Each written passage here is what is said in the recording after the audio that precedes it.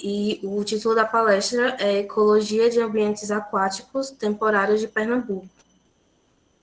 O Ítalo Medeiros, ele é doutorando em Zoologia pelo Programa de Pós-Graduação em Zoologia da Universidade Federal do Paraná,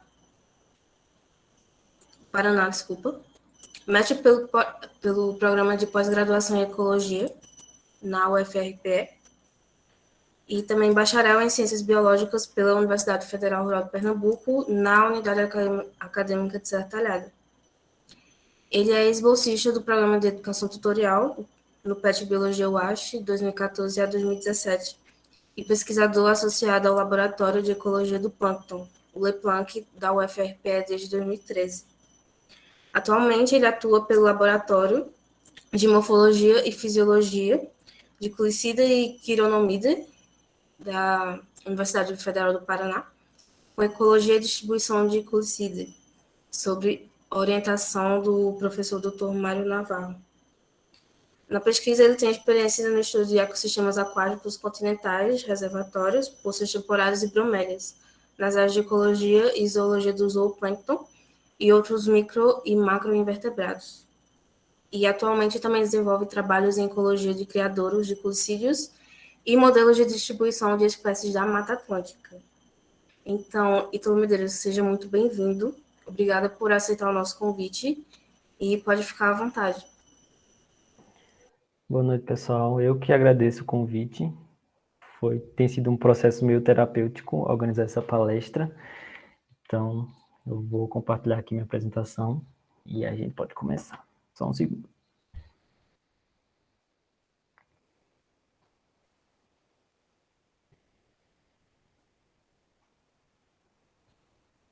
Estão vendo minha tela? Sim. Tá. Então, boa noite novamente. Como a Mariana me apresentou, sou Ítalo Medeiros e eu mudei um pouco o título da palestra, né? Ficou Ecologia de Invertebrados em Ambientes Aquáticos Temporários de Pernambuco. Eu dei esse maior enfoque em invertebrados porque eu venho trabalhando, né, ao longo desde a graduação, e aí tentei dar um direcionamento mais para isso.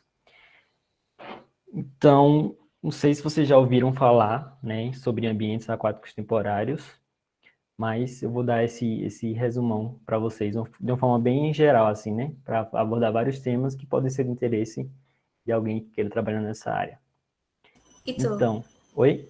Licença, você pode ocultar essa barra do Meet, por favor? Ah, tá, sim. Obrigada. Deixa eu colocar aqui um laserzinho. Bom, só para dar um histórico, né, como a Mariana já apresentou, sou biólogo pela UAST, me formei em 2017, fui petiano desde o meu terceiro período, né, e aqui tem algumas fotos para relembrar esses últimos momentos que eu passei como petiano, dos últimos eventos que eu participei, são na biologia.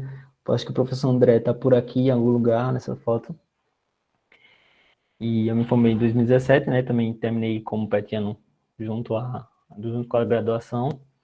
Depois eu fui fazer um mestrado em ecologia na Rural, em Recife, e aí me formei em 2020, no início de 2020, e logo em seguida já entrei no doutorado em zoologia pela UFPR.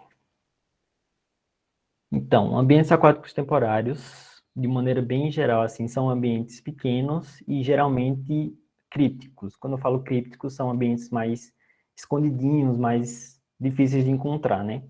E aí eles são, como o próprio nome diz, eles são temporários. Então, eles acumulam água apenas durante um curto espaço de tempo. Mas aí isso vai variar de acordo com a região, né? Por exemplo, se a gente tem uma área de floresta atlântica, por exemplo, eles vão durar, como o período de chuvas é mais longo, a intensidade de chuvas é mais longa, a gente tem maior tempo de duração desses ambientes. Mas quando a gente está falando da Caatinga, por exemplo, ou alguma área mais seca, esse tempo de duração desses ambientes também vai ser um pouco menor. Mas aí, de forma geral, eles têm um curto espaço de duração. Então, toda a dinâmica que ocorre nesses ambientes ocorre em um curto espaço de tempo. Isso é muito importante para o que a gente vai ver mais na frente. E a gente pode dividir esses ambientes em dois tipos principais, né? A gente tem os ambientes que são formados de água que se acumula no chão, no solo, seja uma área alagada, seja uma poça temporária, uma área de inundação perto de um rio ou até um próprio riacho, né? Eles permanecem no solo durante um tempo até que sequem. E a gente tem outro grupo que são as águas que se acumulam em plantas, que são os fitotelmatos. Né? A gente tem diversos tipos, né? A gente tem bromélias, a gente tem árvores, a gente tem bambu, e a gente também tem alguns ambientes artificiais, né? Que foram construídos por ação humana, mas que acumulam água daí durante um período curto de tempo, como um esgoto a céu aberto, ou um pneu, ou algum ambiente artificial, um lixo que se acumula. Então, seria também um tipo de ambiente aquático temporário, só que artificial. E esses ambientes aquáticos, eles são bastante dinâmicos. Por ter uma duração muito curta no espaço, né, e aí toda a dinâmica dele tem que acontecer muito rápido para poder que os organismos conseguirem se estabelecer, se desenvolver, reproduzir e pular uma próxima geração, né? E deixar descendentes para uma próxima geração. E aí essa dinâmica é fortemente influenciada pelo clima local, né? E por todo o contexto que está em volta desse ambiente aquático. As espécies que vivem nesse ambiente, elas são espécies de ciclo de vida muito rápido. Geralmente, como são ambientes pequenos, né, que não tem, às vezes, um contato com outro ambiente aquático de maior porte, então, geralmente, são invertebrados, né, que aí a gente tem, entre esses, metazoários microscópicos, né, como rotíferos, microcrustáceos, nematóides, entre outros. E a gente tem uma escala maior, né? A gente tem os macroinvertebrados e, às vezes, alguns vertebrados, como peixes ou anfíbios, que vão entrar nesse ambiente, participar da dinâmica desse ambiente de forma mais rápida, né? Vão estar ali junto com o ambiente durante um pouco tempo. E geralmente essas formas, os invertebrados, eles produzem formas de resistência, né? Sejam ovos ou seja a forma adulta que forma tipo um cisto, né? Ela entra tipo um casulo por um tempo e fica ali no sedimento enquanto o ambiente seca. E aí quando as próximas chuvas iniciam, essa espécie assim, de vida retorna ativa, né? Ou emerge do cisto ou eclode como do ovo. Eles apresentam teias tróficas complexas. A gente tem, como às vezes a gente pensa que não tem uma dinâmica muito grande, né? Já que é um ambiente pequeno, mas a gente observa vários níveis tróficos nesses ambientes. A gente tem desde os produtores, tem os metazoários decompositores, tem consumidores primários, secundários, terciários, às vezes outros tipos de consumidores, até um predador do topo. Né? Então, dependendo do ambiente, a gente tem 6, 7 níveis tróficos, o que não é geralmente encontrado em um ambiente terrestre, por exemplo. Então, eles têm teias tróficas muito mais complexas do que um ambiente terrestre, ou até um ambiente aquático maior. Isso também é muito interessante desse ponto de vista do ambiente temporário. E eles têm uma diversidade desconhecida. Como é um ambiente rápido, dura pouco tempo, às vezes os pesquisadores não têm muito interesse em estudar uma coisa. Não acho que tem muita relevância, né? Muita importância, às vezes, para os seres humanos, uma importância, uma coisa que seja mais aplicada a conhecimento humano e tal. Então, eles não, às vezes, não buscam conhecer esse tipo de ambiente. E por isso, muitas espécies ainda são subinvestigadas, são desconhecidas para a ciência, por exemplo. E também são ambientes bastante vulneráveis, né? Como eles refletem drasticamente a dinâmica que está em volta deles, então qualquer impacto que tenha perto de um ambiente desse vai afetar o ambiente aquático. Então, eles são extremamente vulneráveis nesse sentido também. E aí eu vou dar uma pincelada na comunidade que a gente encontra nesses ambientes, partindo dos produtores. Eu não conheço muito bem, não é a minha área, eu trabalho mais com zoologia, mas a gente tem aí o principal organismo que a gente vai encontrar nesse ambiente são as microalgas, né, o fitoplâncton e as macrófitas, né? O fitoplâncton seria aí essa parcela microscópica, né, que vai alimentar pequenos invertebrados, microscópicos principalmente, e a gente tem as macrófitas que tem várias formas, né? São pequenas, são grandes, folhas mais largas, folhas menores, e aí são um ambiente um componente do ambiente temporário que vai fornecer sombra naquela água, vai fornecer alimento, proteção, diversas funções que ela pode exercer, funções ecológicas, né, para as espécies que essas macrófitas podem fornecer. Então, são esses os produtores primários que a gente encontra. E dentre as macrófitas, a gente tem vários tipos, né? Tem as macrófitas emergentes, as que apresentam folhas flutuantes, como essa aqui, as submersas e as flutuantes que não são enraizadas. E elas, muitas espécies, algumas espécies têm um hábito específico para animais que eu estou falando, né? Tem um tipo de hábito que é específico para algumas espécies de macrófitas. Então, que a gente chama de espécies ou fauna associada a macrófitas, por exemplo. Então, a presença de macrófitos, um determinado tipo de macrófita vai ser importante que vai influenciar a estrutura da comunidade desse ambiente aquático. Né? Vai ser importante para as espécies que tem lá. E tem vários estudos que investigam essa associação e é uma coisa que eu vou tentar dar uma pincelada mais rápida mais na frente.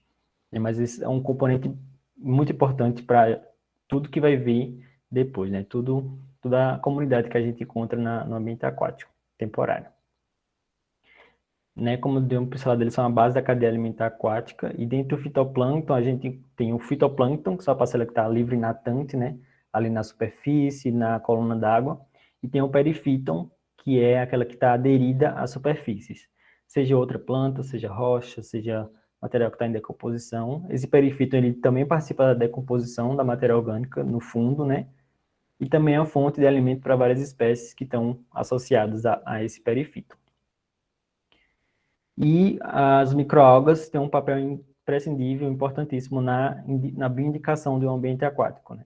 Se a gente tem um ambiente aquático temporário que está impactado, que está numa situação não natural, a comunidade fitoplânctônica é a primeira que vai responder, geralmente.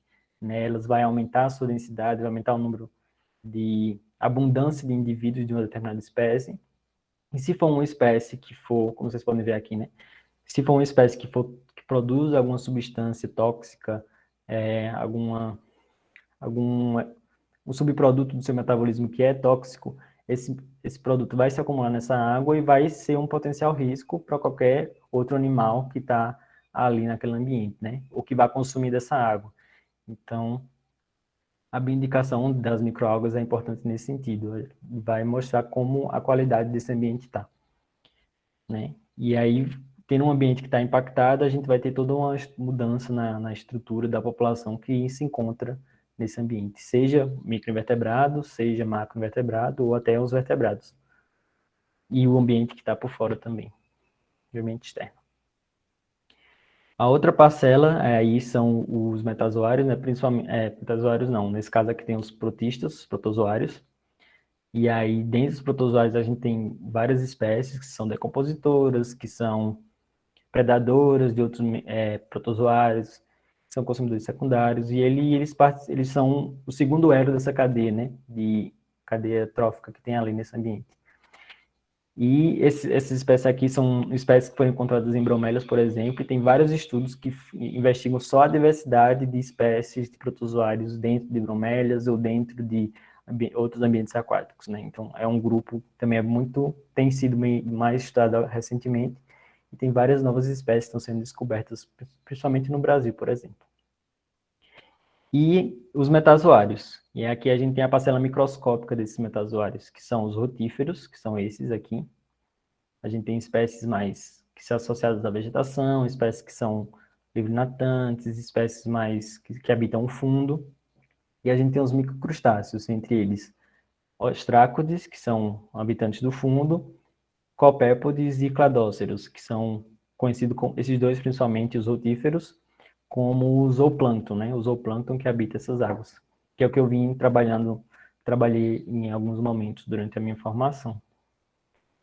E as relações entre esses grupos são também bastante complexas, né? A gente tem tanto espécies filtradoras, como os rotíferos, a gente tem espécies predadoras, como alguns copépodes, filtradores também, como os cladóceros, e eles também são boas ferramentas de bioindicação, né? A ocorrência de determinadas espécies dentro desse ambiente aquático pode indicar se o ambiente está saudável, se ele não está saudável, e aí se torna outro componente bastante interessante quando a gente quer estudar como é que o ambiente externo vai influenciar essa comunidade aquática, né? E aí tem vários trabalhos que foram desenvolvidos aí no interior, pelo grupo aí do LePlanck, do professor Mauro, que era um antigo professor da UAST, e aí, principalmente em ambientes reservatórios de grande porte, né, mas também alguns que foram realizados em ambientes temporários.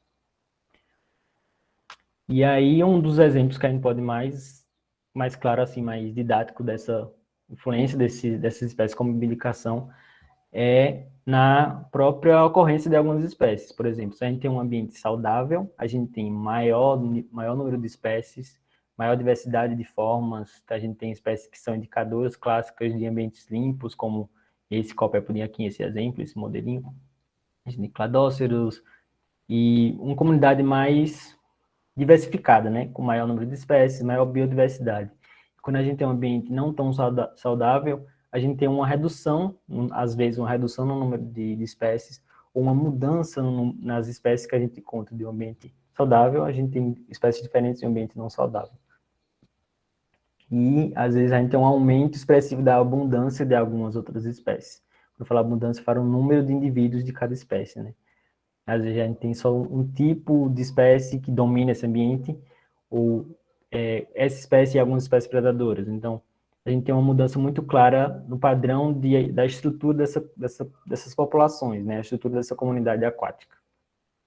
No ambiente saudável, a gente tem espécies mais associadas à vegetação, por exemplo, e um ambiente que não é tão saudável, a gente não tem essas espécies, né? Que geralmente, num ambiente não tão saudável, a gente tem uma redução na diversidade de macrófitas, por exemplo. Então, a gente tem uma mudança na estrutura também relacionada o tipo de vegetação que a gente encontra no ambiente impactado e um ambiente não impactado. Que aí também é um foco muito interessante de estudos que são feitos com esses ambientes. Foi até um estudo que a gente fez e investigou esse tipo de associação. E o outro tipo de grupo que a gente encontra são os macroinvertebrados, né?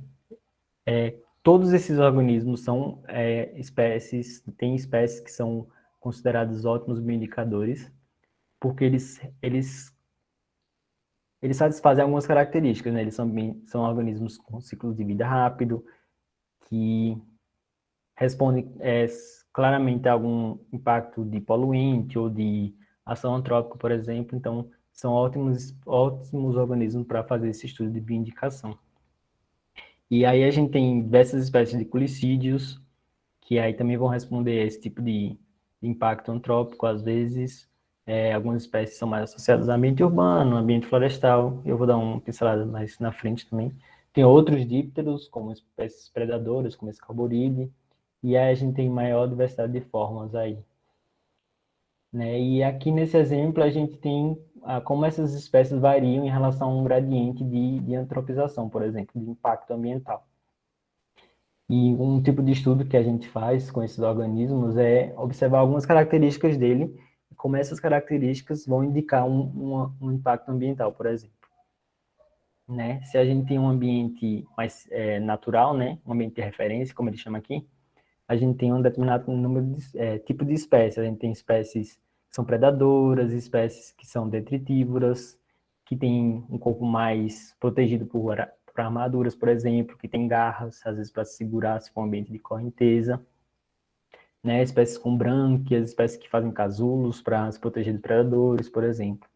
E aí a gente vai passando por uma condição mais impactada e a gente tem espécies tolerantes, né? Que eles não têm as mesmas características físicas, né? Físicas, por assim dizer. Mas quando a gente chega num ambiente totalmente impactado, a gente tem espécies de aspecto mais vermiforme, que não fazem respiração por brânquias, como esse quironomídeo aqui, que parece um vermezinho, um oligoqueto, e moluscos. E a gente tem uma mudança clara, que vocês podem ver nessa imagem aqui, né? De como os organismos se aparecem, né? Qual a aparência desses organismos. E isso reflete no tipo de hábito que ele tem. São espécies mais bentônicas, são espécies que respiram através da pele, né? Por difusão, esse tipo de coisa que indica que o ambiente não tem tanto oxigênio, ou que o ambiente tem mais matéria orgânica em decomposição, que é uma característica clara de ambientes impactados. Então, a gente tem uma mudança na forma dessas espécies também, que é uma forma de bioindicação de impacto ambiental, por exemplo.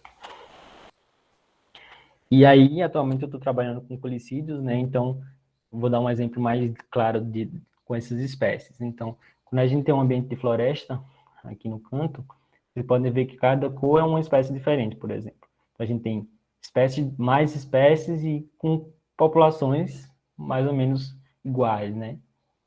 Ou seja, as populações dessas espécies se equilibram, de certa forma.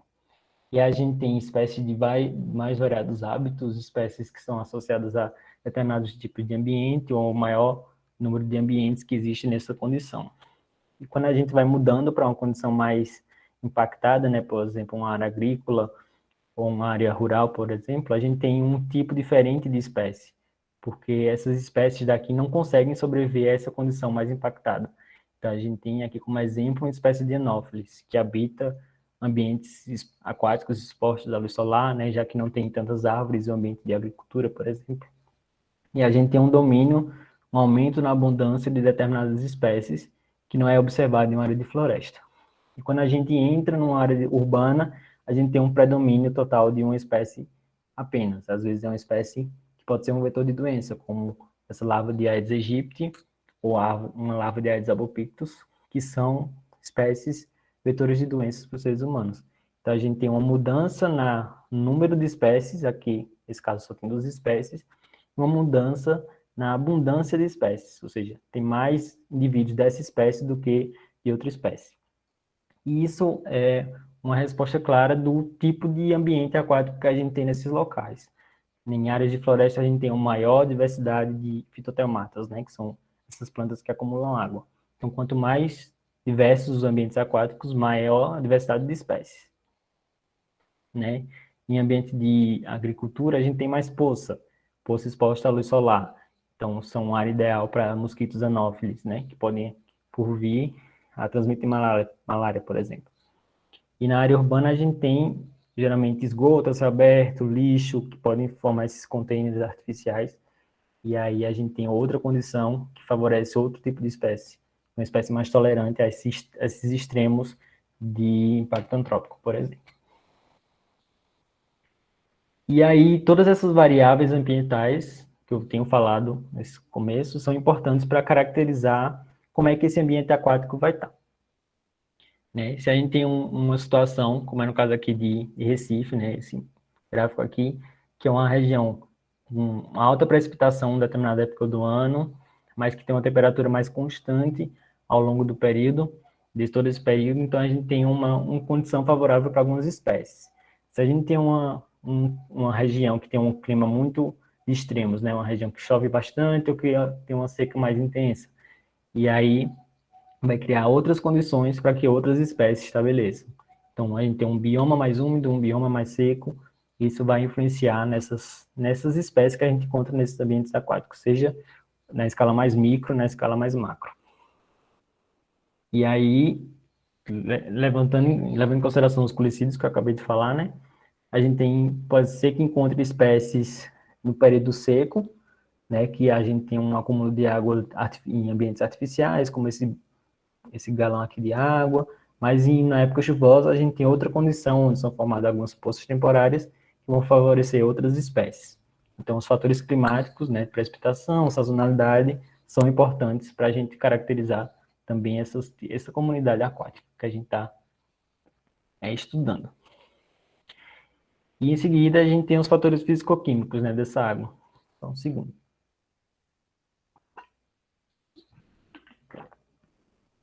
Dentre os fatores físicos, a gente tem como exemplo clássico a temperatura, né, que ela vai influenciar diretamente no desenvolvimento de algumas espécies. Quanto maior a temperatura, não temperatura extrema, né, mas uma temperatura mais alta, vai aumentar o metabolismo de algumas espécies que vão se desenvolver mais rápido. Esse é um exemplo claro de larvas de mosquito, por exemplo, que elas são favorecidas no desenvolvimento mais rápido. As fêmeas têm um desenvolvimento mais rápido quando adultas, né, para produção de ovos, quando tem uma temperatura mais alta. Outros fatores que a gente investiga são a turbidez, quantidade de substâncias dissolvidas nessa água, né, os sólidos totais, é a condutividade, quantidade de íons que tem nessa água e a salinidade, né? Já que muitas espécies têm uma tolerância diferente à água doce, à água salobra, e elas toleram de forma diferente essa salinidade. Então, são variáveis físicas que são importantes considerar quando a gente está estudando esses ambientes. E as variáveis mais químicas, a gente tem o oxigênio dissolvido, né, que vai dizer se o ambiente tem mais oxigenação para as espécies que fazem filtração fazem respiração por filtração, ou um ambiente mais com menos oxigênio, que aí outras espécies estão adaptadas. E a gente tem as concentrações de nutrientes, né, como fósforo, nitrogênio, que são os dois principais substâncias que são encontradas em águas mais poluídas, que é a matéria, a própria descarga de esgoto, por exemplo, é composta por muitas quantidades de fósforo e nitrogênio. A gente tem a clorofila A, que seria aí uma variável de produção primária, né? Quanto maior a produção primária de algas, por exemplo, maior o impacto, né? Quer dizer que esse ambiente está muito eutrofizado, né? Com muita matéria orgânica dissolvida ali, muitos nutrientes para essas algas poderem se desenvolver. E, de maneira geral, os nutrientes e a matéria orgânica que está ali nesse ambiente. E essas variáveis, elas vão permitir que a gente caracterize se esse ambiente aquático ele é oligotrófico, mesotrófico, né? Oligotrófico contém poucos nutrientes, oligo quer dizer aí poucos, maior quantidade de oxigênio dissolvido, ou eutrófico, quando tem muitos nutrientes e pouca oxigenação. É uma condição mais saudável, né? Uma condição menos impactada e uma condição mais impactada que vai influenciar essas espécies. E outras características que também levam em consideração que seria o tamanho, a profundidade e o volume que esse ambiente tem, né? Que aí, quanto a quantidade de habitat disponível para as espécies também é um fator relevante, tanto para ambientes no solo, quanto para fitoteomatas, que são variáveis que a gente sempre leva em consideração quando está estudando a ecologia dessas espécies. E, em seguida, a gente tem os fatores biológicos, né? Porque ali está tudo meio que conectado, né? Então, a gente tem principalmente o tipo de matriz, né? Que aí, como por exemplo, se esse ambiente aquático está perto de uma área de floresta, em volta dele a gente tem uma área de agricultura, ou se tem uma área urbana, então a matriz adjacente, que como a gente chama, né? O que está fora desse ambiente aquático é extremamente relevante para o que a gente vai encontrar dentro. Né? Seja aí por sombreamento, seja por descarga de matéria orgânica, esse tipo de coisa. A gente tem a presença de macrófitas, quais macrófitas, que tipo de macrófitas, a quantidade que elas são nesse ambiente. A gente tem a dispersão, também a gente tem um fator muito importante, porque que essa dispersão é que vai trazer indivíduos ou espécies para esse ambiente aquático. Essa dispersão que a gente fala pode ser que chama de dispersão zoocórica, né? Que é a dispersão feita por outros animais. Então, animais como anfíbios e aves, eles carregam essas formas de resistência, como eu falei anteriormente, ou até formas vivas, adultas, aderidos à sua pele, penas, entre outras estruturas. E quando eles chegam nesse ambiente aquático, essas espécies colonizam esse ambiente aquático. A dispersão também é um fator bastante relevante, que é um fator biológico.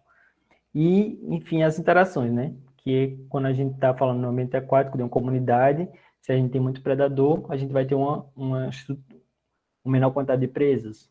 Se a gente tem muitos produtores, como microalgas, a gente vai ter outro tipo de comunidade, ou até não ter uma comunidade tão estruturada, porque essas microalgas, elas causaram algum problema nesse ambiente, né? Por a produção de toxinas, por exemplo. Então, as interações que a gente tem ali também são bastante importantes para definir e ajudar a gente a entender melhor como é que essa comunidade se estrutura. E a gente chega no tópico mais crítico, né, que é essa questão de vulnerabilidade e ameaças desses ambientes. Que a gente, como eu estou falando desde o começo, né, a gente tem uma condição natural e uma condição antropizada, né? E aí causada pela ação humana. E tudo isso vai influenciar no que a gente no ambiente de forma geral, né? Então, se a gente tem uma condição natural, a gente vai ter uma comunidade. Se essa condição é modificada, né? Se essa vegetação é removida, a gente vai ter outra comunidade, que vai ter outras relações entre elas, entre as espécies. Se esse tipo de substituição for pela pecuária, for pela agricultura, por exemplo, a gente vai ter um despejo de agrotóxicos, de outras substâncias tóxicas nesses ambientes aquáticos. Se a gente tem uma área urbana, a gente vai ter descarga de efluentes domésticos. Então, vários fatores vão influenciar aí. E por isso que esses ambientes são muito sensíveis. Se a gente modifica o que está em volta, a gente vai modificar, com certeza, que a gente encontra dentro, né? As espécies que a gente encontra ali dentro. E aí no Brasil a gente tem vários exemplos de como isso acontece, né? Seja pelo desmatamento para agricultura, tem as queimadas, a gente tem desastres ambientais de mineração, por exemplo. E a gente também não pode esquecer do contexto social, né? Porque a gente está estudando, assim, tudo está conectado. Se você tem uma situação num país, por exemplo, como no caso do Brasil, onde muitas pessoas têm insegurança alimentar, então elas precisam desenvolver outras formas, buscar outras alternativas para não passar necessidade, né? Então, ela vai num ambiente mais próximo a ela, vai desmatar para conseguir carvão, para poder fazer seu alimento, vai caçar para poder ter uma comida em casa, né? Um alimento em casa. Então, esse contexto social não pode ser desassociado do contexto ambiental. Né? Se a gente tem uma situação política no Brasil ou em qualquer outro país que não é favorável a isso, que, querendo ou não, está induzindo que isso aconteça, a gente também vai ter um impacto muito sério no ambiente, e esse impacto no ambiente vai ser trazido novamente para os seres humanos, né? Querendo ou não, isso acontece, porque tudo tá conectado. Então, a gente tem que levar em consideração vários fatores, tanto intrínsecos do ambiente, como eu venho falando, quanto está fora, e o contexto social que a gente tem no momento atual, para poder explicar, entender o que está acontecendo no nosso planeta de forma geral, né? Não só no sentido dos trabalhos que a gente desenvolve, mas do todo o cenário que a gente vive. E aí, agora uma parte mais prática, né, do que a gente tem feito, existem vários tipos de estudos que podem ser realizados com esses ambientes, né? Eu falei vários aqui, mas a gente tem a parte de ecologia e zoologia básica, seria investigar como é a estrutura da comunidade, como é que esses gradientes, como é que a influência desses gradientes vai afetar a comunidade aquática, seja um gradiente de antropização ou um gradiente de vegetação. Mata Atlântica, área de transição e Caatinga, como é que a população varia nesse gradiente, as populações. Estudos de biodiversidade de maneira geral, né, quais espécies tem lá, taxonomia, esse tipo de coisa, e história de vida, comportamento, por exemplo. Tem a parte mais ecológica, de ecologia teórica, por assim dizer, que vai investigar as redes de interação, como é que ocorre essa produtividade. Tem até estudos que fazem uso de isótopos estáveis para avaliar como é o fluxo de energia, de nutrientes da base da cadeia trófica até o topo, né, que encaixaria aí em estudo de rede de interação e produtividade. E tem a parte de ecologia teórica, né? Porque muitos ambientes aquáticos temporários podem ser considerados como um modelo para estudos para testar teorias ecológicas. Por exemplo, em um trabalho que eu fiz, a gente testou se bromélias, se a estrutura da comunidade de bromélias se encaixaria na teoria de biogeografia de ilhas, né? Considerando que a bromélia seria uma ilha, e aí ela estaria dentro de uma matriz de terra, né? Então, ali acumulariam espécies que seriam transportadas entre bromélia para bromélia, né? De ilha para ilha. Mas eu vou explicar isso melhor mais na frente. Então, a gente pode aplicar teorias ecológicas em ambientes temporários, porque eles são de mais fácil manipulação, né? Principalmente bromélias, que seriam como um microcosmo para testar, fazer experimentos em diversos sentidos. E também existem trabalhos mais aplicados. A parte de ecotoxicologia, que vai investigar qual é o impacto de determinados poluentes, né, em determinadas espécies, seja zooplâncton, seja macroinvertebrados. A gente tem estudos de monitoramento de vetores, monitoramento de espécies invasoras, principalmente em áreas antropizadas, né, sobre impacto antrópico, e tem os estudos de espécies bioindicadoras. Então, aí são alguns tipos de estudos que podem ser feitos né? E aí, esses vários tipos, né? Esses 3 tipos aqui, categorias podem estar entrelaçados, né? Pode fazer um estudo da comunidade com espécies bioindicadoras, com ecotoxicologia, e aí vai da sua imaginação e do seu interesse fazer essas relações, nesses estudos relacionados. E aí a gente chega nos trabalhos que foram realizados. Não sei como a gente está de tempo, acho que já foram 40 minutos, mas já está terminando. Um dos primeiros estudos que foram feitos com poços temporários foi realizado aí em Serra, na Mata da Pimenteira, né, que foi o estudo de Leidiane, que também foi uma petiana de biologia, logo na primeira turma do PET Biologia. E aí ela fez esse estudo avaliando qual a influência das variáveis ambientais na estrutura de cladóceros, que são essas pulgas d'água, né? Isso aqui é da família Quidoridae, Cladócero Quidoridae. E aí ela investigou a influência da precipitação, da temperatura e outras variáveis climáticas, e também a presença de macrófitas sobre essas populações. E ela viu que a precipitação é muito relevante, porque com maiores chuvas a gente vai ter um tipo de espécies que são relacionadas ao período chuvoso, e espécies que são mais relacionadas ao período seco, já que o próprio ambiente aquático se modifica, né, nessa variação. E que a presença de macrófitas também é bastante relevante, já que tem espécies desses cladóceros que só ocorrem quando as macrófitas estão presentes, enquanto outras não ocorrem quando elas estão presentes. E aí, quando essa situação muda, as espécies também mudam. E só nesse primeiro estudo, analisando até uma pocinha só, né, de 40 metros de comprimento, foram identificadas 2 novas ocorrências para o estado, naquela época.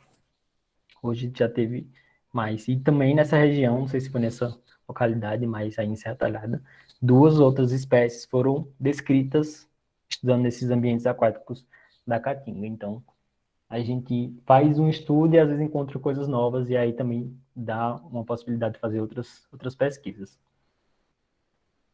E aí sempre aumentando o conhecimento sobre a biodiversidade que a gente tem na nossa região, por exemplo. E aí o estudo que eu fiz na minha monografia foram quais os efeitos, né, quais fatores influenciariam a comunidade associada a bromélias. E aí esse estudo eu fiz lá em Triunfo, né, esses microinvertebrados associados a bromélias, a gente coletou tanto na área urbana, próxima ali do Sesc de Triunfo, quanto em um fragmento mais distante um pouquinho. E a gente investigou vários fatores, né, coletou dados das bromélias em si, qual o tamanho dessa bromélia, quanto de volume de água ela acumula, variáveis da água, temperatura, pH, outras variáveis físicas e a quantidade de matéria orgânica, por exemplo. E a gente coletou isso bem simples, tipo, pegou uma mangueira, acoplou numa seringa e foi sugando essa água e levando para o laboratório para identificar as espécies, contar o número de espécies, o número de indivíduos de cada espécie, fazer essas análises estatísticas para investigar quais são as correlações, né? E o que a gente observou foi que na comunidade, nas bromélias que tem na área urbana, a gente tem uma comunidade, né, um grupo de espécies com determinadas características, e na área de floresta a gente tinha outro grupo de espécies, outro grupo de organismos, né? Aqui de uma maneira mais clara, na área urbana, que seria essas linhas pretas, a gente tem bromélias mais dominadas pelos microinvertebrados, que seriam rotíferos, alguns crustáceos e protozoários, enquanto na área urbana, que seria essa cinza, a gente tem mais macroinvertebrados. E a gente também dividiu esses 2 grupos em mais grupos, né? Tipo filtradores, seriam os coletores, fragmentadores e predadores. Grupos funcionais que a gente chama. E a gente viu que na área urbana a gente tem muito mais filtrador do que na área de floresta, né? E na área de floresta a gente tem muito mais predador e fragmentador, que seriam os macroinvertebrados. O que isso quer dizer? Que na área urbana a gente tem bromélias mais expostas à luz solar, por exemplo, que aí ela vai ter uma maior quantidade de algas, né? Algas vão crescer mais lá, porque tem mais influência solar, e aí os filtradores vão consumir essas algas. Enquanto na área de floresta, no fragmento, a gente tem uma situação de mais sombra. Então, a gente tem maior despejo de matéria orgânica dessas próprias árvores dentro da bromélia. Então, os fragmentadores, que são os macrovertebrados, vão prevalecer, porque a gente tem mais recursos de matéria orgânica em decomposição para eles consumirem. Então, foi essa uma das conclusões que a gente viu nesse estudo. Outro trabalho que a gente fez foi investigar a dispersão e colonização desses organismos.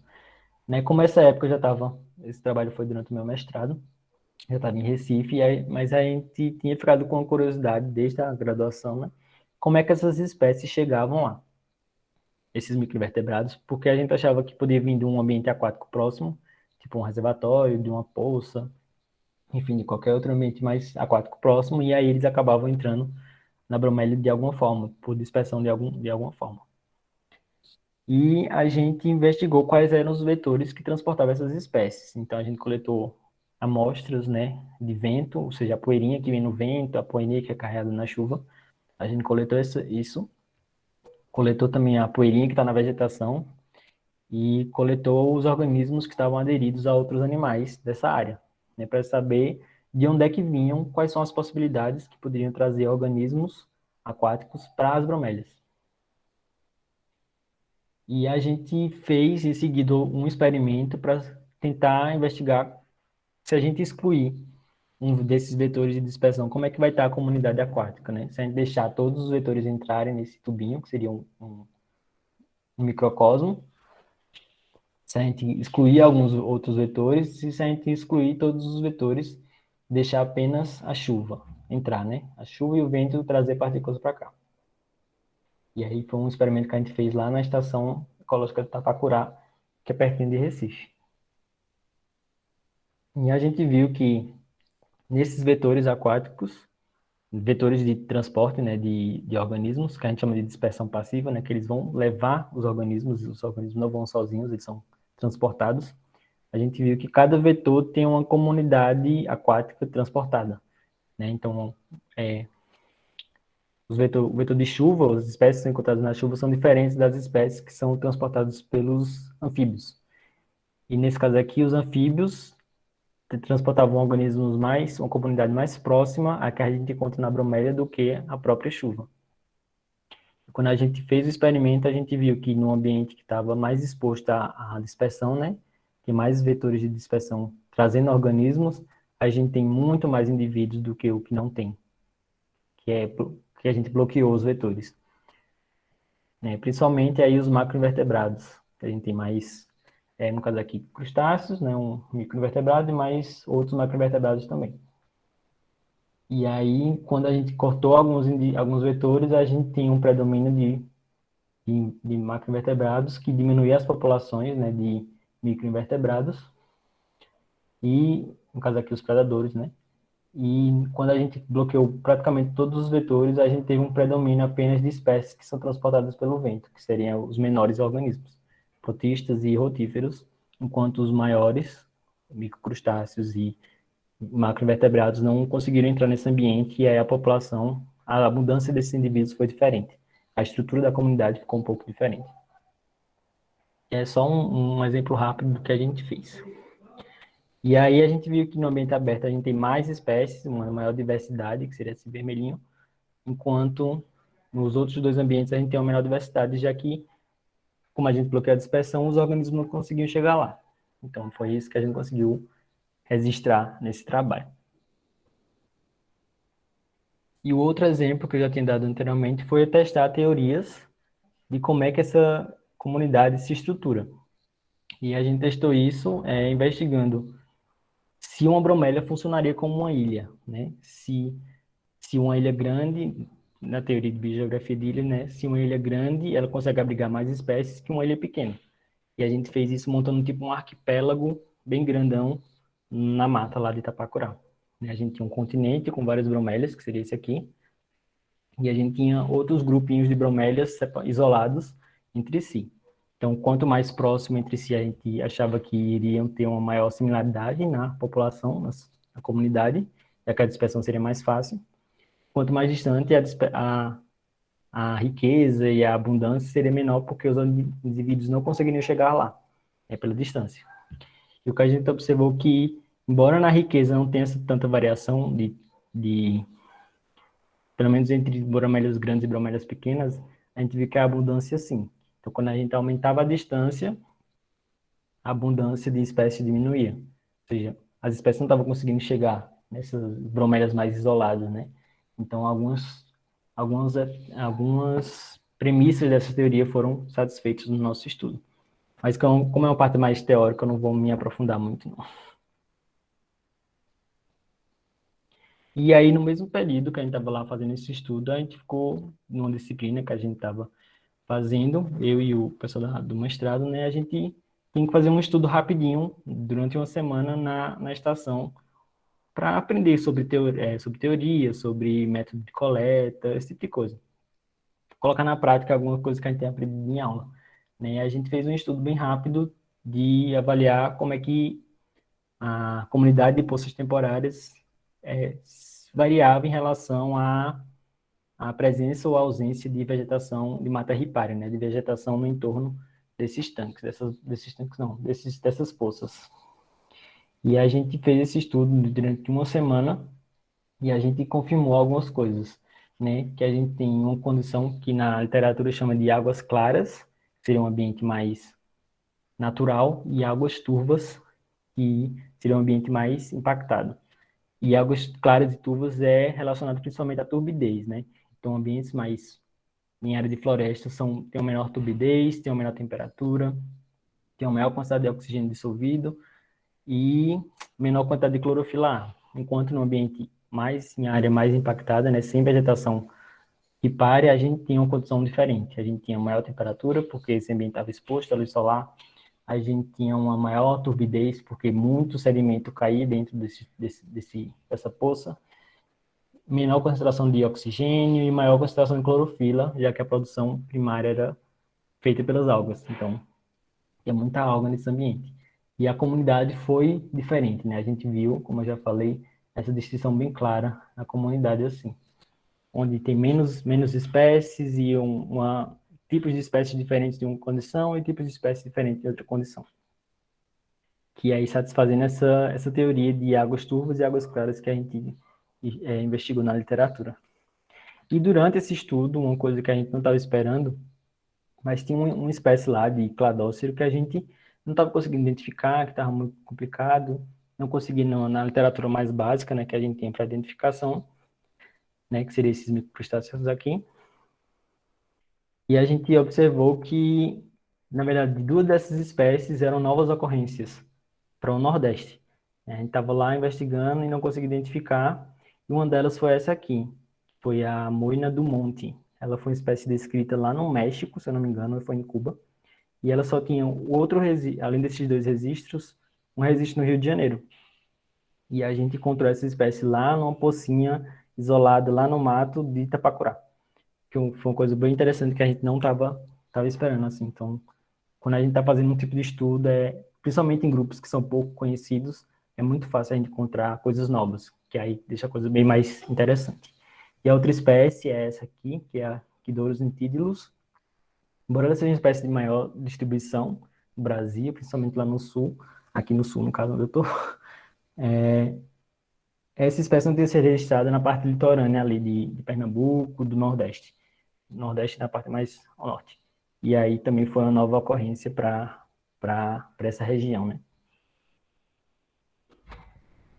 E para finalizar, acho que esse é o último slide, o que eu venho trabalhando agora, numa parte do meu doutorado, é sobre a influência desse gradiente, né, de antropização, de cobertura florestal, e como é que isso influencia a comunidade de culicídios, né, as assembleias, que a gente chama, né, as populações de espécies de culicídios nessa região. Eu meio que saí drasticamente, né, mudei de área drasticamente de bromélias para culicídios, porque eu estava um pouco satisfeito. Eu queria uma coisa diferente assim, queria uma coisa mais aplicada, e aí a gente foi e decidi mudar para essa outra área.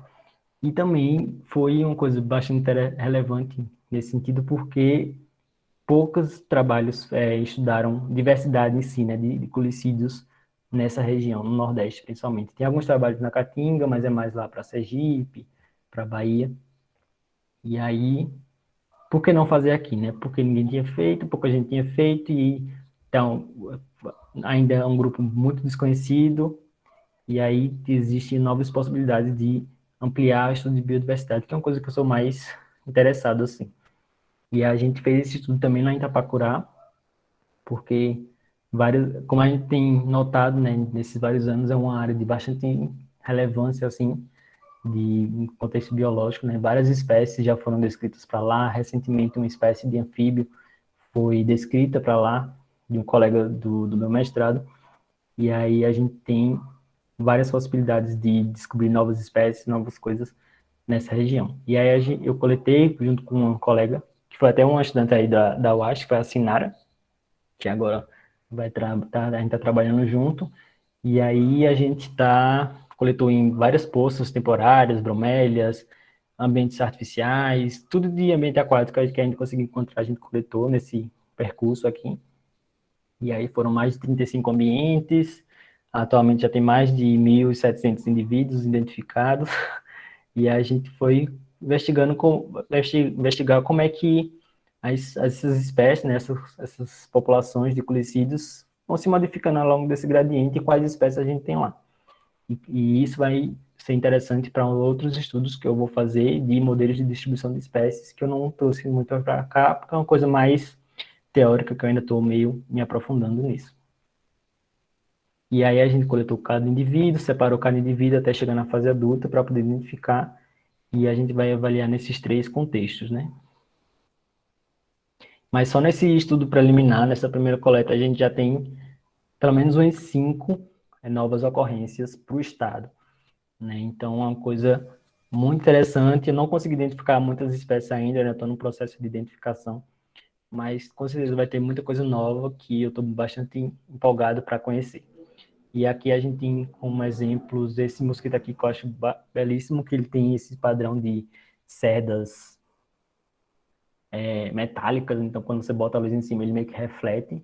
A gente tem um mosquito elefante, que ele é herbívoro, né? Ele não consome sangue, mas ele é um predador voraz quando larva, então ela é uma espécie bastante relevante para contexto de controle biológico, por exemplo, de outras larvas de mosquito, então pode ser outro foco de estudo.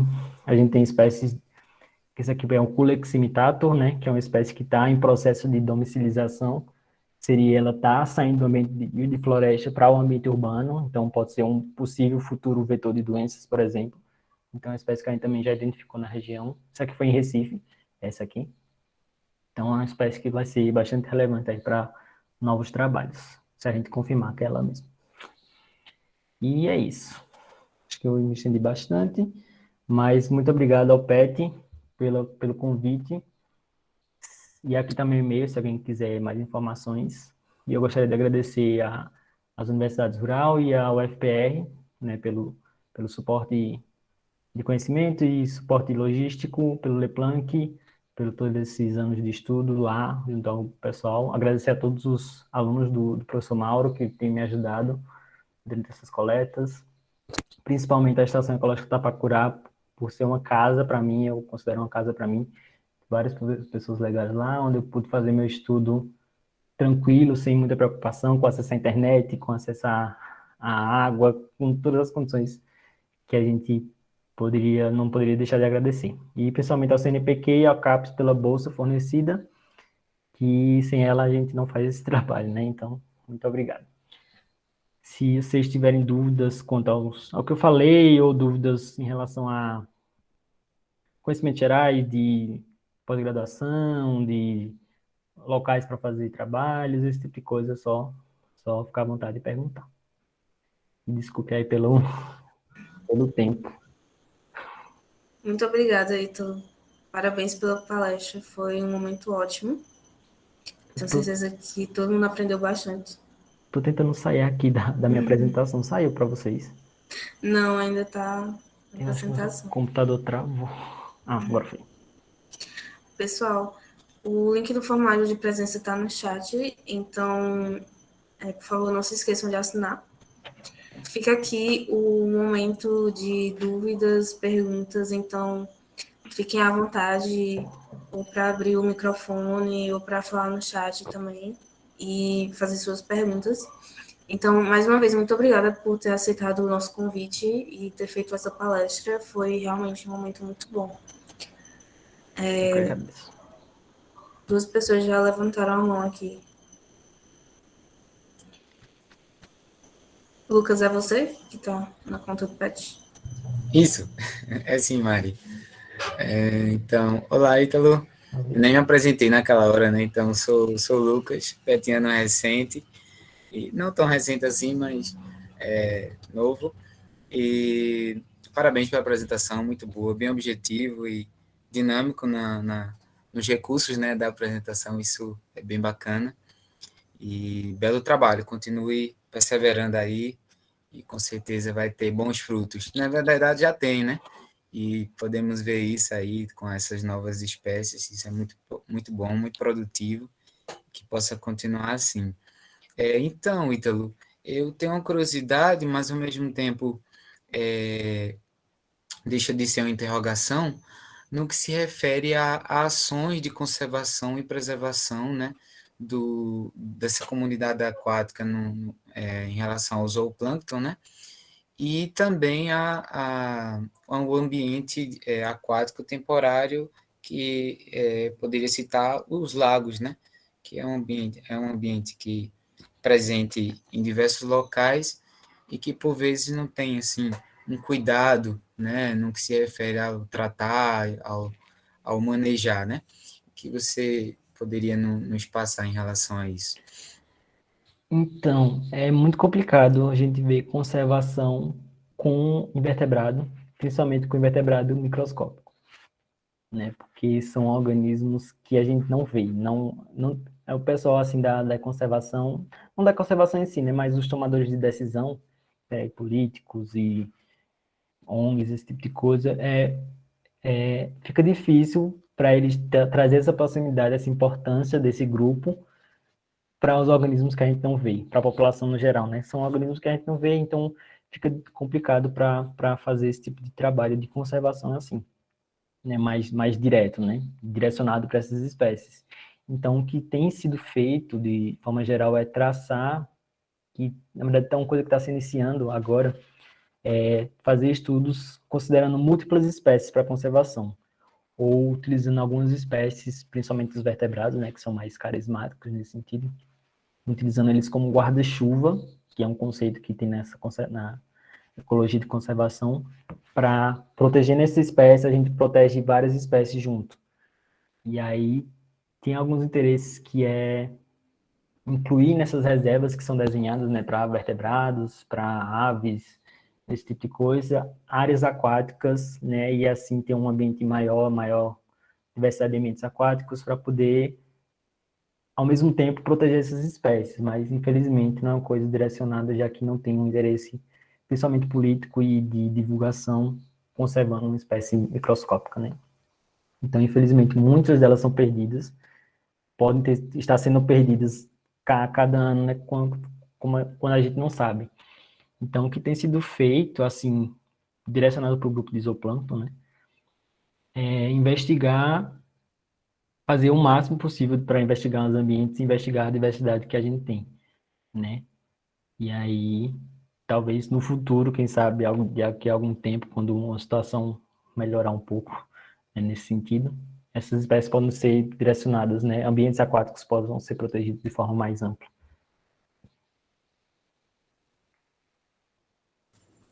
Tá joia, Ítalo, obrigado pela resposta Nada. aí.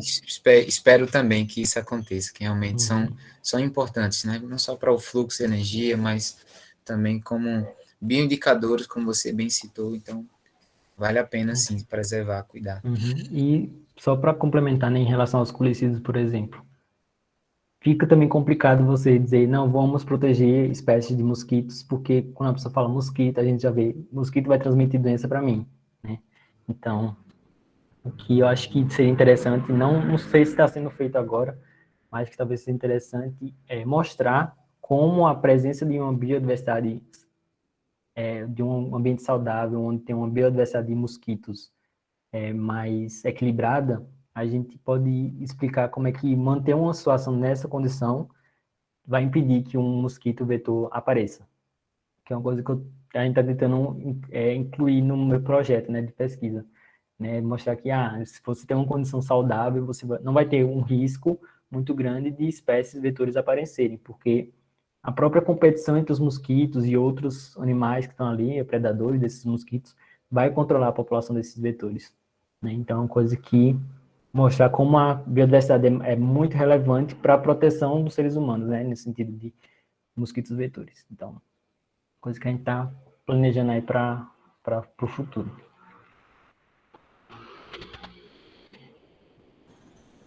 Vitória Lira também tinha levantado a mão. Desculpa, não entendi. Olha, eu tinha levantado a mão, mas a minha pergunta assim, não seria uma coisa que ele poderia responder assim, aí eu desisti. Não, mas pode fazer, eu acho. Se eu conseguir responder, eu falo. Não, é porque o último inseto que tu mostrou, tu falou que foi de Recife, não foi? Foi coletado lá. Ele foi coletado assim, nesse tempo próximo, assim, por agora, ou já faz muito tempo? Foi agora em setembro. Pronto, porque eu não sei se tu viu, se tu assiste jornal, mas passou que muitas pessoas estão aparecendo com várias manchas na pele, se coçando. E como eu sou assim, das teorias um pouco loucas, eu já pensei, será que esse bichinho tem a ver? Não sei, porque assim, uma coceira na pele pode ser várias coisas, né? Mas então, não sei, dependendo muito da região, porque esse daqui eu coletei lá no zoológico, Dois Irmãos. E é uma região que tem uma mata muito próxima, e aí a gente tem essa influência dessa mata, né, na fornecimento de espécies, né? Mas um ponto interessante em relação a essas manchinhas, essas coceirinhas, que foi quando eu estava lá em Recife, e é relacionada a mosquitos em si, uma coisa que eu notei de diferença é que eu estava lá na várzea, e aí os mosquitos que me picavam na várzea não deixavam manchas, não tinham uma reação, nada, mosquitos normais. E aí eu fui para o bairro ali não era Casa Forte, mas era por ali, em Espinheiro, e aí os mosquitos de lá, toda vez que me picavam, ficava uma mancha desse tamanho na minha pele. E provavelmente era a mesma espécie ou espécies muito próximas, né? E aí foi até uma coisa que eu fiquei me perguntando, tipo, o que é que tem de diferente nessas duas espécies para eu ter uma reação tão forte a picada, enquanto a outra eu não tenho a reação. E eu conversando com pessoas de lá, elas disseram, não, todos os mosquitos daqui deixam isso na pele das pessoas. Então é uma curiosidade, né, que a gente pode ter tido algum tipo de patógeno, ser mosquitos mais fortes nesse sentido, que aí eles vão ter uma diferença no modo de ação e tal. É uma coisa que eu percebi no dia, assim, momentânea, mas pode ser um interessante para estudos de doenças transmitidas por mosquito e genética, esse tipo de coisa mais específica que eu não tenho conhecimento. Mas provavelmente não, acho que não seria uma coisa de mosquito, não. Se não foi relatado picada nem nada, então provavelmente não é. Pode ser alguma reação alérgica à água, sei lá, né? Aí tem várias possibilidades. Tá certo. Mas não fique com medo não, que ainda não tem... eu não acredito que seja por mosquitos, não. Então, mas ainda assim, passe proteção, né? Use repelente, use a raquetinha, porque aí melhor prevenir, né, do que remediar, como diz aquele ditado. Eu vi uma pergunta aqui no chat, eu posso ler? Isso. Tá. Qual foi o desafio que mais te pegou desprevenido nas suas pesquisas? Vários desafios. Primeiro, vou só dar um exemplo durante a graduação, que eu fazia as coletas lá em Triunfo, né, nas bromélias. E aí eu tive uma vez e aí tava tudo bem nas bromélias lá. E aí na outra vez que eu fui coletar, eles tocaram fogo em tudo. Estavam tocando fogo nas bromélias, né? Então, as bromélias que eu estava estudando. E aí foi aquela agonia de o que a gente faz, a gente coleta, a gente não coleta. E aí eu coloquei um pano na cara, fechei aqui e fui coletar os mosquitos na hora lá. Não eram mosquitos na época, eram os microvertebrados, né? Mas foi tipo, coleta, pega a água o mais rápido possível e vamos embora. Não consegui pegar parâmetros de nada, só peguei a água da bromélia e corri. Então, essa foi, acho, a situação mais extrema que aconteceu, né? Pra mim. Mas teve situações tipo, como é que eu vou chegar nesse lugar, né? por exemplo, lá em Itapacurá, a gente foi fazer a coleta no dia, e aí estava chovendo muito, a estrada é péssima, tipo, é a estrada de barro, não tinha carro para passar, e a gente ia ficar preso na cidade sem conseguir ir para lá. E a gente foi, pegou uma moto, pegou o máximo que podia, prendendo assim no corpo, os potes, a comida, a água, e o máximo que a gente podia, e subir na moto e foi. Na chuva mesmo, assim. A tempo de cair, Sinara, que estava comigo, acho que o André conhece, né? Ela até caiu lá na lama, e a gente faz, tipo, qualquer coisa, né, para chegar lá, né, porque a gente está investindo dinheiro, né, dinheiro da pesquisa, dinheiro próprio, às vezes, quando não tem financiamento, então tem que correr atrás, assim. Não sugiro fazer isso, né, mas às vezes a gente tem que fazer. É o jeito. E acho que foi os dois extremos, assim, os mais perigosos nesse sentido. Tem alguns locais que às vezes não dá para coletar, mesmo que a gente queira, porque tem perigo, mas é um perigo humano, né? Então, é mais complicado de fazer coleta, como lá na Mata de Dois Irmãos, né? Que é na área urbana. E aí fica mais difícil de coletar. E aí, às vezes, tem que ir com segurança, como a gente foi lá, né? E aí, nas situações. Mas, tirando queda, corte, essas outras coisas que são mais comuns, é o que a gente faz para fazer a pesquisa, infelizmente. Ou felizmente, né? Vai dar de cada um.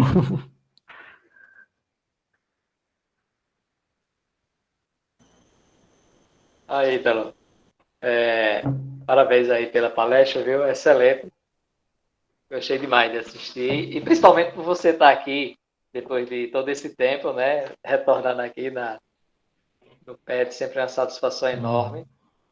Você é uma pessoa que sempre foi muito referência no PET, né? E é uma toda satisfação da gente ter você aqui também, nesse momento. E mostrando um pouco aí da tua linha de pesquisa, né? Contribuindo aí com a turma mais jovem. E assim, eu estou falando aí da tua pesquisa e tal, né? Eu disse, só muda de endereço, né? Só muda de endereço, porque todo pesquisador mesmo, né? Não digo pesquisador a gente, né? Estudante, aí, graduação, mestrado, doutorado, tem suas dificuldades. Eu também passei por cada perrengue, já passei dias atolado com um carro no sertão e ninguém sabia onde era que eu estava. E de madrugada para campo, atolar. Uma vez eu atolei a moto que ela ficava em pé lá e não caía. Para você ter ideia, a lama estava na metade dela. Já caí também. Olha, agora sim, né? É aquela coisa, a gente é o desejo de ter aquele dado, né? É aquela informação e a gente não está ali, né, por bolsa, não está ali, não é por nada, é porque a gente precisa de ter a informação. E as melhores informações estão nos lugares mais difíceis, justamente porque são difíceis. Porque se fosse fáceis, as pessoas já tinham destruído. E Provavelmente. com certeza, né? A gente vive muito nessa situação. Mas a gente pensa, ele trabalha com invertebrados, né? Microscópicos, só é de laboratório. Laboratório o quê? Tem esse perrengue no campo também, né? Uhum. Mas, Ítalo, eu queria te fazer a pergunta o seguinte. Você estava falando aí das dificuldades logísticas, né? Tudo mais. Como você já tem uma bagagem muito grande, né? Nessa linha de pesquisa e assim, já tem uma leitura boa. Eu queria saber de você, assim, quais são posso até utilizar os principais desafios ou perspectivas, ou a dimensão do que se sabe, do que precisa ser conhecido ainda, se é uma área já que precisa de estudo, mas nem tanto, ou que realmente precisa, e as perspectivas para outras pessoas que queiram trabalhar, se de fato é uma área que ainda cabe muito estudo para novas pessoas que queiram ingressar nessa área. Mais ou menos nesse sentido aí. Especialmente aqui, pegando para a nossa região Nordeste semiárido, o que é que tu pode dizer a esse respeito? Então, é bastante relevante, assim, porque ambientes temporários, assim, tirando esses trabalhos, né, que foram feitos por Eliane lá no começo, teve alguns que foram feitos mais recentes, né, mas lá em Triunfo, como o meu, outra aluna de Mauro, e esse foco nesse tipo de ambiente é muito negligenciado. Então, qualquer trabalho que seja feito nele é bastante relevante, assim, né? Então, principalmente em áreas mais, na Caatinga mais do sertão, né? Bem mais do sertão ali. Que eu acredito, eu não cheguei a ver se tem trabalhos nessa perspectiva, assim, mas eu acredito que não, senão eu já teria encontrado de alguma forma, né? Então, tem muito trabalho que é feito em reservatório, mas é porque água para consumo humano, para consumo animal, então tem um interesse humano, né, nesse tipo de estudo, mas ambientes temporários é bastante negligenciado, assim. Então é uma área que pode ser um alvo, assim, se eu acho que se o Leplanc tivesse ainda aí na UAS, né, aí mais no interior, com certeza já teria dado mais um incremento nesse tipo de pesquisa, né, mas com certeza, se algum professor aí da UASH ainda tiver, né, trabalhando com ambientes aquáticos, se algum aluno tiver interesse, eu não conheço, não sei quem é, mas se você puder dar uma pressionadinha para tentar, se quiser, acha interessante esse tipo de área, converse com eles, eu sei que com certeza vai ser alguma coisa bem, bem interessante aí.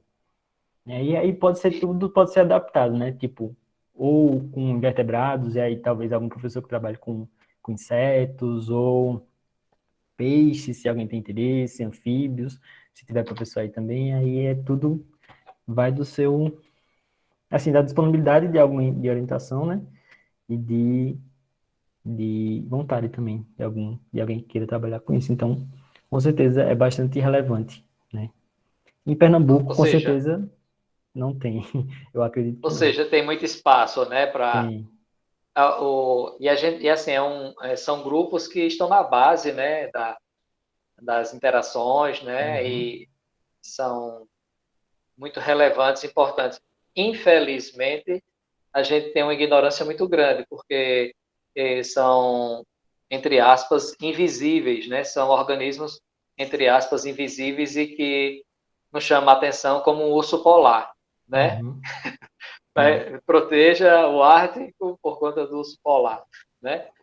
Mas a gente sabe que tem um guarda-chuva, como você estava falando, né? Uhum. E, infelizmente, a gente é muito ignorante nesse aspecto, né? E acaba não dando tanta atenção e importância, né? E não somente ecológica, mas de, em fins diversos, né? E interação e aplicada, até mesmo como Uhum. você está vendo agora, né? Como tem É, uma interação mais próxima com as pessoas, né? Com centros urbanos e tal, né? Mas exatamente. muito bem. É. Parabéns aí, viu? E eu achei espetacular e acho que as pessoas devem, de fato, seguir. Aí tem muita coisa para ser investigada, especialmente aí esse mundo microscópico, né? Uhum. Uma coisa que eu acho interessante assim acho que não perder a conexão que você tem com o lugar onde você vive, né? Tipo, eu tô aqui no Paraná, mas eu não desisti de fazer pesquisa em Pernambuco, né? Por saber dessa lacuna, né, que a gente tem um conhecimento dos mosquitos nesse caso, mas muita lacuna por falta de recurso histórico que a gente tem na educação, por exemplo. Então, se você conseguir, né, às vezes fazer um estudo simples de gradiente ou uma coisa bem simples na localidade que você mora, talvez seja bastante relevante, porque você vai estar em contato com sua população, você pode dar alguma informação tipo real do que você está fazendo para a comunidade que você vive. Eu te falo isso, mas também eu tenho que exercitar mais isso, né? Que mostrar o que você está fazendo para quem está próximo de você, o que você pode fornecer com o seu trabalho para ajudar essas pessoas de alguma forma. No caso dos mosquitos, fazer um estudo de qual é a comunidade de mosquitos que eu tenho nesse assentamento, se você mora em algum assentamento, ou nessa zona rural da cidade do interior, e aí é bastante relevante, assim. E você vai estar, de certa forma, contribuindo para a ciência de forma geral, porque você vai estar fazendo estudo num lugar que ninguém fez um estudo antes. Né? E se você tiver algum contato com alguma outra pessoa, Desde que você colete vários organismos e vai trabalhar com um específico, você pode direcionar esses outros organismos para outras pessoas e aí fazer trabalho de parceria, identificação de novas espécies e assim pode ser feito. Então, não vou ser, tipo, muito otimista, né? Ah, você não faça na sua casa, que é mais fácil, né? Não, pode ser mais difícil, né? Você pode ter dificuldade de acesso, dificuldade de recursos, entre outras questões. Mas a gente tem que pesar, assim, se vale a pena fazer uma coisa que todo mundo fez e ficar nessa repetição, ou fazer uma coisa que ninguém fez e descobrir coisas novas. Vai ser mais complicado, com certeza. Mas aí a gente vai se adaptando nesse caminho, eu acho. Ô, Ítalo, só uma outra dúvida, falando nesse aspecto. Nessa área que você estuda, se tem feito trabalho com meta-análises e com bancos de dados também de espécies em grandes áreas? Como é que está essa situação? Estão trabalhando Então, nisso? com o zooplâncton, a gente publicou um estudo mais geral, tipo, a gente pegou vários bancos de dados da gente, do laboratório, de pessoas lá de Natal, e aí fez um trabalho em conjunto sobre a diversidade de zooplâncton no semiárido. E aí a gente publicou um trabalho bem interessante nesse sentido, avaliando diferenças de população entre várias localidades no Nordeste, assim. Se não me engano, foi Pernambuco, Paraíba e Rio Grande do Norte. Se não me engano, foram esses 3 estados que a gente tinha dados. Mas o que eu estou fazendo no doutorado, e aí foi um resultado também da pandemia, né? A gente está trabalhando com bancos de dados de culicídios. E aí eu levantei dados que tem nesses bancos de dados online, que é, por exemplo, o GBIF, né? Que é o Global Biodiversity Inventory, né? Que vai juntar várias ocorrências de várias espécies do mundo todo. E eu coletei dados de lá, mas o que eu estou vendo, o mais interessante é que na literatura tem muita mais informação mais relevante, às vezes, do que esses bancos de dados. Então, estou coletando dados da literatura também para fazer, tipo, um mapa do Brasil, de onde a gente tem as espécies identificadas de culicídios, quais são as espécies, onde a gente tem lacunas, quais são as causas dessas lacunas, né? Se é pela dificuldade de acesso, se é por rodovias, rios, esse tipo de coisa. E aí vai ser uma parte, já está certo, uma parte da minha tese é identificar o que é que está faltando, onde é que está faltando informação desses mosquitos. E aí para o futuro, fazer estudos mais direcionados. Vamos nessa Ah, que região, legal, cara. porque ninguém Muito está bom, viu? fazendo trabalho aqui. E Vai é uma ser um coisa que estudo, como resultado, vai ser um estudo que vai apontar novas perspectivas de estudo, né, em outras áreas. o Legal. pessoal faz muito isso com vertebrado, né? Sei que tem com aves, com plantas também, tem vários estudos nesse sentido, já que planta tem bancos de dados bem robustos, assim. Mas com invertebrado, tem ainda essa falta, essa lacuna muito grande. E aí, foi um interesse meu, do orientador, e também um reflexo da pandemia, né? Tipo, tentando fazer as coisas à distância, né? De forma isolada e tal. E aí, a gente chegou nessa conclusão que isso é um material bem interessante, assim, para se trabalhar. Muito bom mesmo. E assim, eu só coloquei essa pergunta porque para as pessoas verem também que o trabalho que é pontual, local, ele não se restringe àquele local. Ele, em última instância, ele vai estar colaborando com esse banco de dados que vai responder outras questões, né, em outros níveis, mas que sempre tem essa colaboração, né? Então, isso também é muito importante. Exatamente.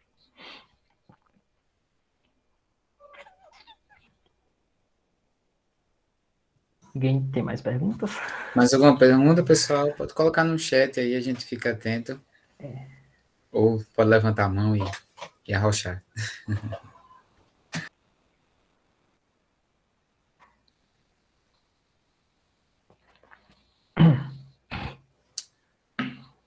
Ninguém? Opa! Rayana. Rayana, fica à vontade, Rayana. Boa noite, vocês estão me ouvindo? Sim. Boa noite, parabéns, Ítalo, teu trabalho é muito, muito, muito massa mesmo, né? E assim, é mais para dar os parabéns, eu trabalho com fitoplâncton, né? Inclusive, eu estava com trabalho lá na Mata da Pimenteira, então quando eu vi que você mostrou aí o fito, reconheci vários, né? Que é padrão dos corpos de água, só que enfim, e realmente tudo que tu disse, eu percebo muito, assim, essa questão da quantidade de trabalhos, né, também em relação ao fito, né? Por exemplo, no fito você tem muito trabalho voltado mais à parte biotecnológica, é o que eu sinto, né? Uma parte mais ecológica não tem, né? Então sempre tem aquele fim lucrativo. Eu particularmente estou agora nesse fim lucrativo com biotecnologia, mas enfim. Então é isso, só queria dar os parabéns. Eu já tinha visto, né, que tu trabalhava com isso. Desde a época da graduação eu achava muito massa. E é isso, sucesso, viu? Obrigado, obrigado. Só um comentário em isso que tu falou, né? Eu não sei se infelizmente ou felizmente, eu acho que tem ambos nesse sentido, né? Tem a galera sempre tá buscando essa questão mais aplicada, sempre voltada para produção. E aí eu acho que devia ter uma parte mais interessante, mais deveria ter o estímulo também, né? Tanto de grupos de pesquisa para fazer biologia básica. Que, assim, para mim, é muito mais interessante você estar no campo, é muito mais interessante eu ver o bicho se mexendo no microscópio do que estar coletando vários dados de literatura, entendeu? Ou fazendo coisa só para no laboratório, experimento com genética e coisas que eu não vejo, e aí eu não consigo me conectar com esse tipo de trabalho. E aí eu acho muito mais interessante você ver o bicho, assim, você tá em contato direto com o bicho, até para conhecer, ver a cara dele, ver como ele é, como ele funciona, que eu acho que minha cabeça é muito mais nesse sentido. Então, eu acharia muito mais legal se tivesse, se a galera valorizasse mais, assim, né? Ou tivesse mais interesse, principalmente essas questão de financiamento e tal, na biologia básica, em conhecer a diversidade que a gente tem no Brasil, que é imensa e que está muito defasada ainda, né? Muito, com muitas lacunas ainda. Então, só um comentário para eu ficar mais felizinho assim. Eu ficaria mais felizinho se isso acontecesse.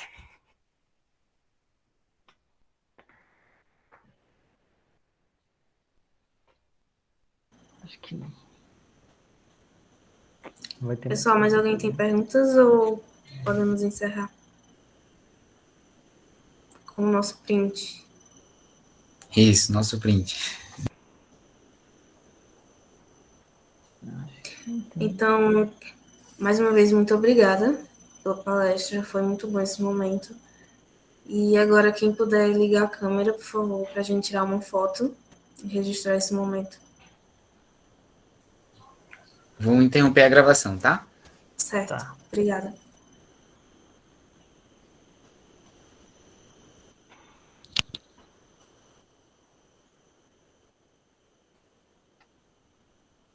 Cadê o povo?